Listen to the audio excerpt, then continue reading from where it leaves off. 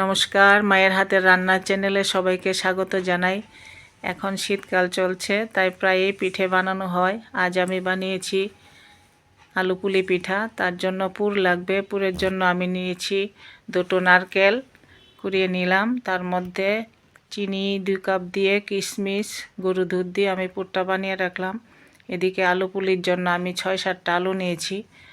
এই যে কুকারে সেদ্ধ করে আলুর সাথে ময়দা মেখে বাটির মতো শেপ করে ভিতরে পুর দিয়ে মুখটা এইভাবে বদ্ধ করে আমি অনেকগুলি বানিয়ে রেখেছি। আলু পুলির জন্য আমার লাগবে শিরার জন্য 1 লিটার জলের মধ্যে 2 কাপ চিনি দিয়ে 20 থেকে 25 মিনিট জলটা ফুটিয়ে রেখে দিলাম। হয়ে গেল আমার শিরা। এখন কড়াই বসিয়ে কড়াইতে তেল দিয়ে এক এক করে পিঠাগুলো আমি লাল করে ভেজে নিলাম। এদিকে আমার শিরাও ঠান্ডা হয়ে গেল।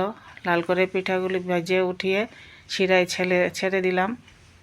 এই যে হয়ে গেল আমার আলু পুলি পিঠা। রেসিপিটি ভালো লাগলে লাইক শেয়ার করবেন, কমেন্টে জানাবেন কেমন হয়েছে, চ্যানেলটিকে সাবস্ক্রাইব করবেন।